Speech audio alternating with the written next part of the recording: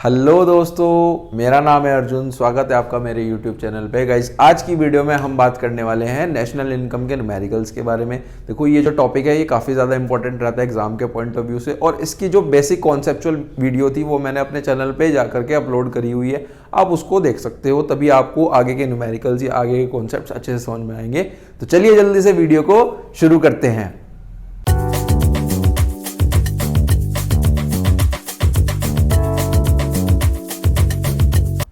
देखो, national income निकालने के हमारे पास मेनली तीन मेथड होते हैं। सबसे जो पहला मेथड होता है वो होता है हमारे पास वैल्यू एडेड मेथड, फिर आता है हमारे पास एक्सपेंडिचर मेथड, फिर आता है हमारे पास इनकम मेथड। अगर मैं बात करूं वैल्यू एडेड मेथड की, देखो इसका मतलब क्या होता है। इसका मतलब होता है वैल्यू का एडिशन करना। जब भी एक प्रोड्यूसर कुछ प्रोडक्शन करता है तो उसमें जो भी वो वैल्यू एडिशन करता है तो उसको हम क्या बोलते हैं, वैल्यू एडेड बोलते हैं। बात करें अगर हम एक्सपेंडिचर मेथड की, तो इसमें हम सारे एक्सपेंसेस की मदद से देखते हैं कि हमारी नेशनल इनकम की वैल्यू क्या आती है। अगर मेरा एक्सपेंस है तो किसी और के लिए इनकम है, किसी और का इनकम मेरे लिए एक्सपेंस, तो एक सर्कुलर फ्लो चलता रहता है। ठीक है जी।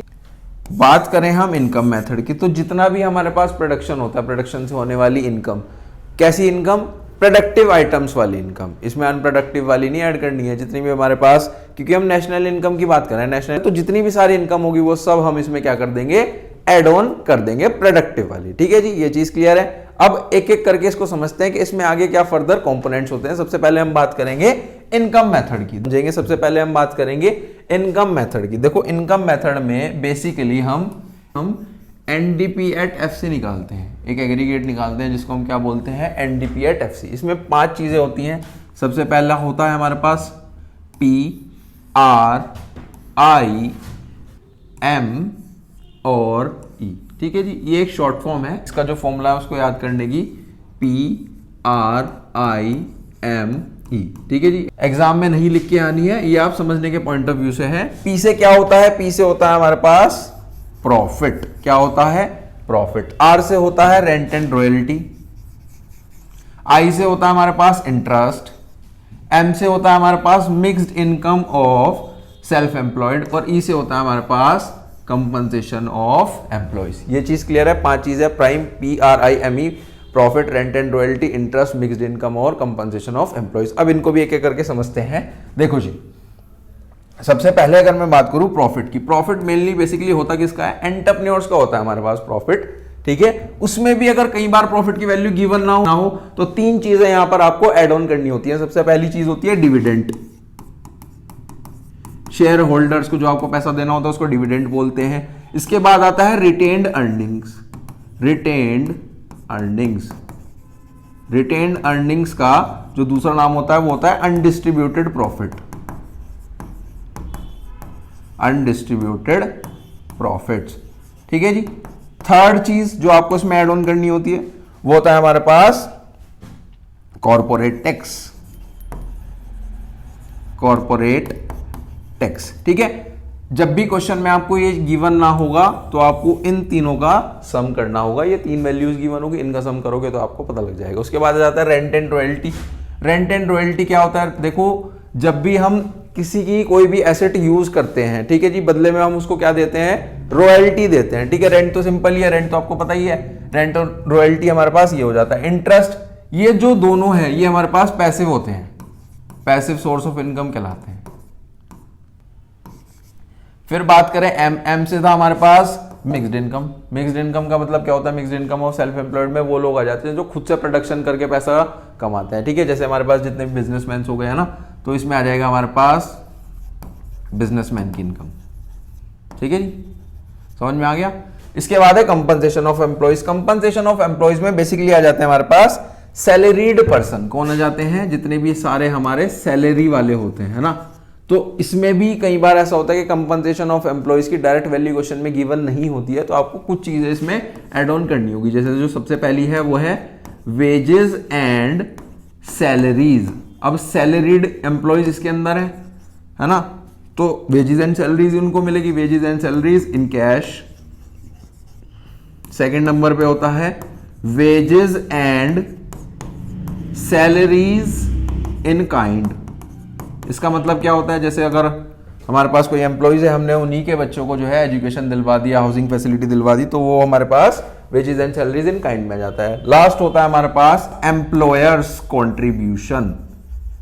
Employers contribution to social security schemes. Last क्या होता है? एम्प्लॉयर्स, एम्प्लॉइज नहीं, एम्प्लॉयर का contribution to social security schemes. जैसे कि फ्यूचर में कोई भी प्रोविडेंट फंड के लिए सेव कर लिया पैसा है ना, वो कंट्रीब्यूशन आ जाता है इसके अंदर एम्प्लॉइज के नहीं आएंगे। ठीक है जी, ये था हमारे पास सिंपल सा चार्ट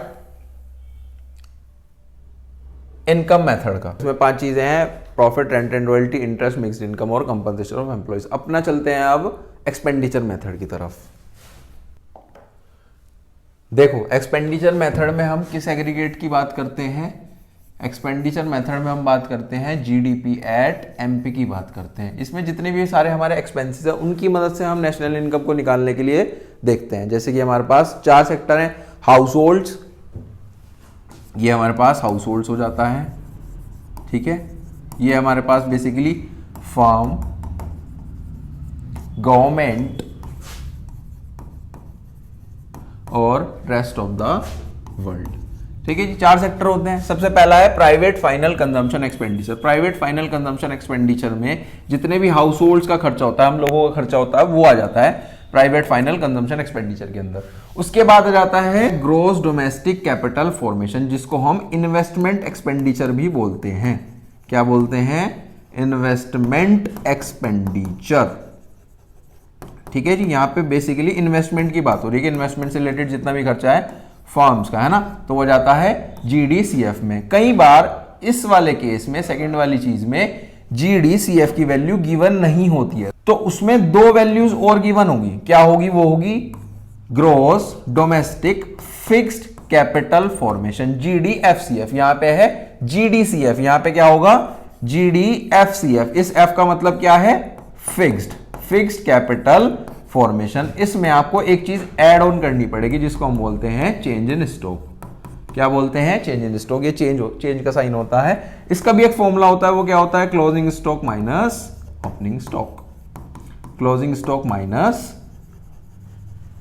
ओपनिंग स्टॉक। क्या ये चीज क्लियर है? ठीक है जी, अगर ये गिवन नहीं होगा तो आप इन दोनों को सम करोगे तो आपको पता लग जाएगा। इसके बाद नेक्स्ट 3rd नंबर पे क्या है? गवर्नमेंट, जिसमें बेसिकली गवर्नमेंट का जितना भी खर्चा होता है गुड्स और सर्विसेज से रिलेटेड, वो इसके अंदर आ जाता है ना। फिर तो है last net exports. Net exports में रेस्ट ऑफ द वर्ल्ड वाली चीजें, यानी कि इसका एक सिंपल सा फॉर्मूला होता है, वो होता है एक्सपोर्ट्स माइनस इंपोर्ट्स। क्लियर है जी? इसको आप x माइनस एम भी लिख सकते हो। ये था हमारे पास बेसिकली एक्सपेंडिचर मेथड का फॉर्मूला, जिसमें हमारे पास 4 चीजें आती है। Private final consumption expenditure, gross domestic capital formation, government final consumption expenditure और नेट एक्सपोर्ट्स। क्वेश्चन में ये सब चीजें गिवन होगी, आपको इन सबको प्लस करना होगा तो आपकी वैल्यू निकल जाएगी नेशनल इनकम की। ठीक है जी, अब इसका एक न्यूमेरिकल भी प्रैक्टिस करके देखते हैं। आई होप आपको और अच्छे से समझ में आएगा।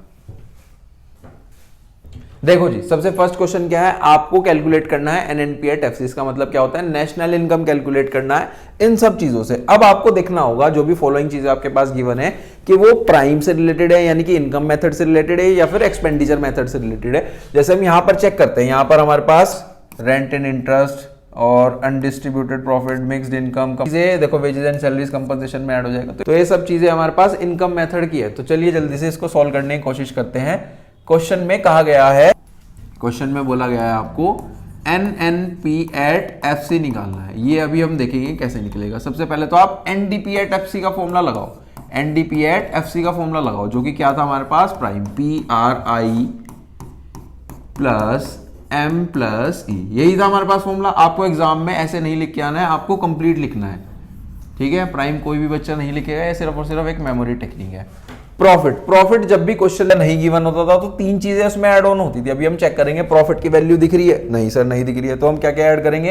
अनडिस्ट्रीब्यूटेड प्रॉफिट, डिविडेंड और अपना कॉर्पोरेशन टैक्स। ठीक है जी, इन सबको प्लस करते हैं तो आ जाएगा हमारे पास 60, 20 और 40।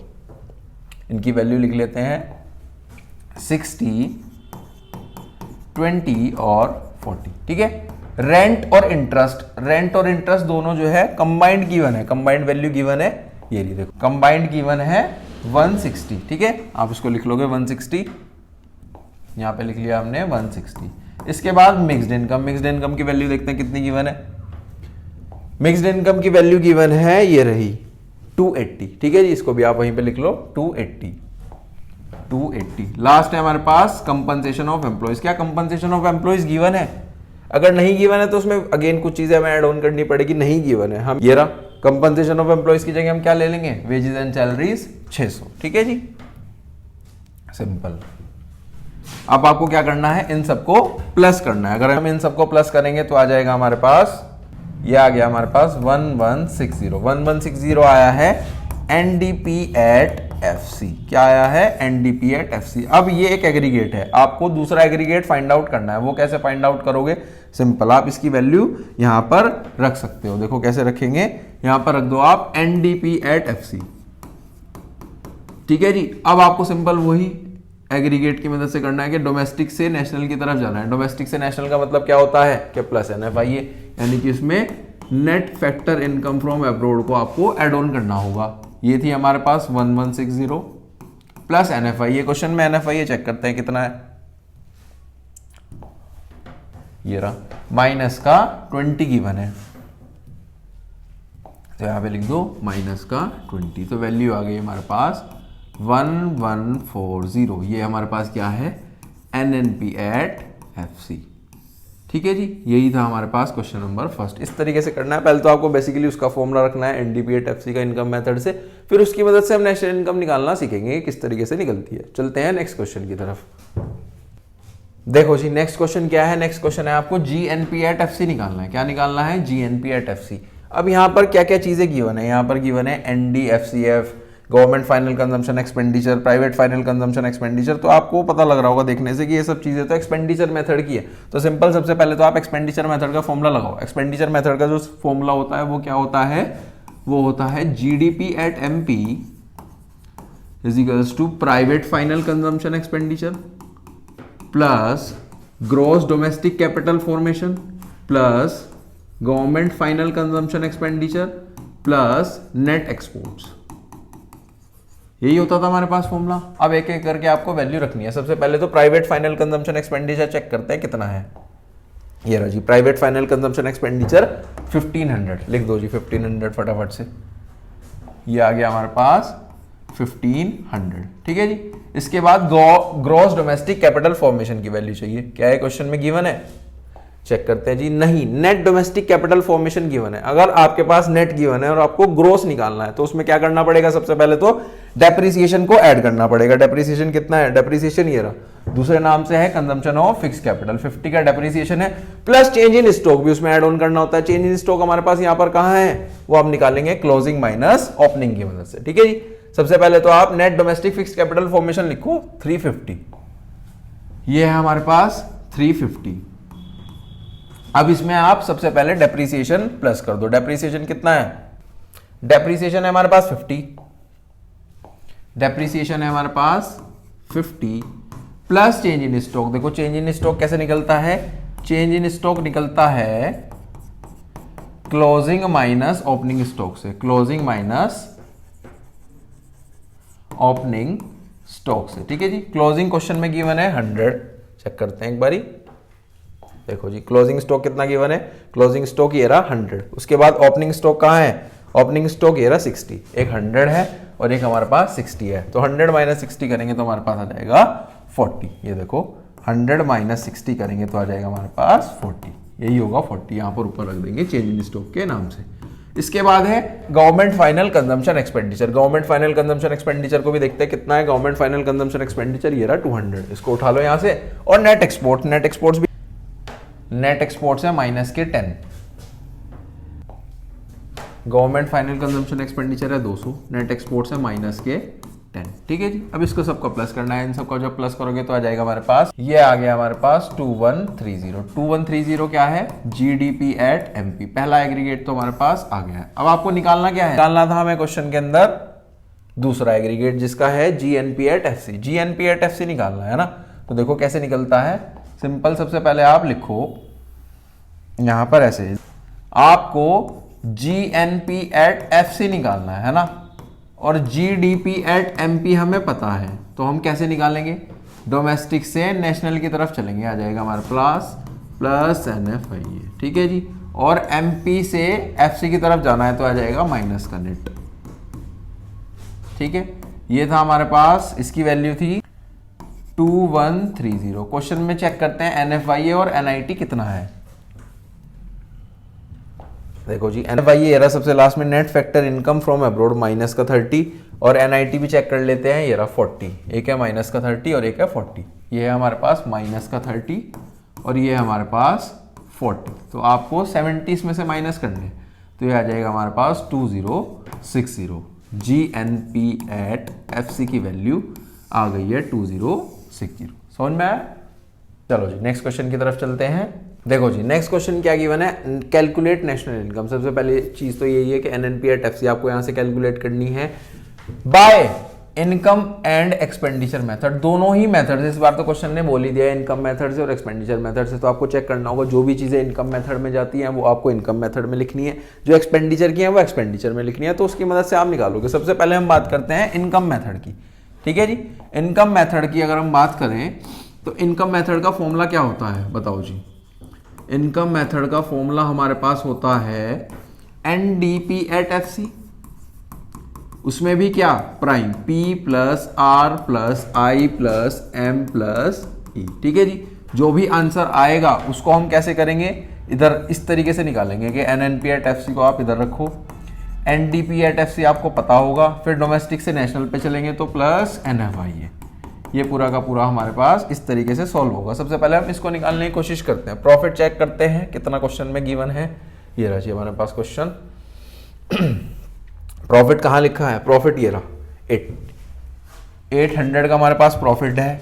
रेंट क्वेश्चन में गिवन है 400, 800 प्लस 400 लिख लेते हैं इसको, 800 प्लस 400। इसके बाद चेक करते हैं इंटरेस्ट और मिक्स्ड इनकम कितनी है।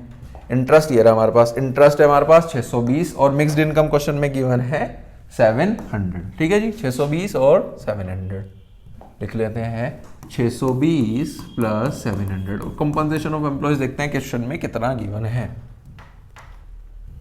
ये कंपनसेशन ऑफ एम्प्लॉयज है 1200, ठीक है।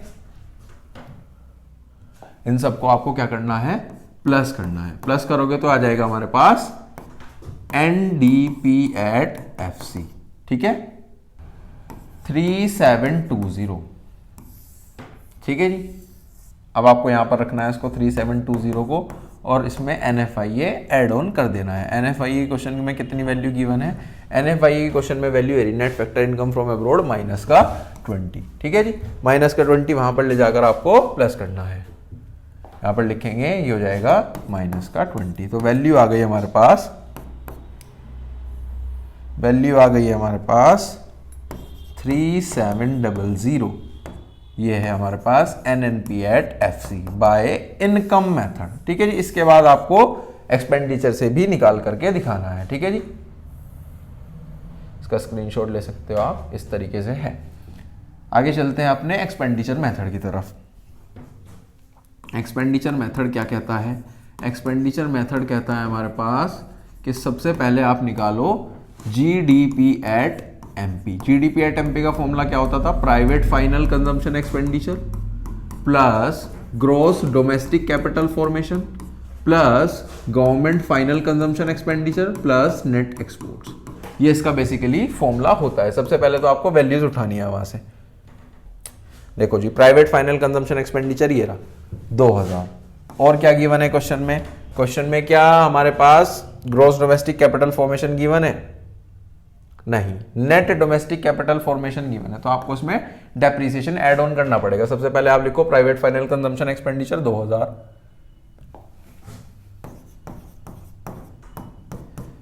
ग्रॉस डोमेस्टिक कैपिटल फॉर्मेशन निकालने के लिए आपको क्या करना होगा, नेट डोमेस्टिक की वैल्यू उठाओ, 770 में डेप्रिसिएशन ऐड ऑन कर दो। डेप्रिसिएशन कहाँ गिवन है, डेप्रिसिएशन ये रहा, कंजम्पशन ऑफ फिक्स कैपिटल, 770 में 130 ऐड ऑन कर दो।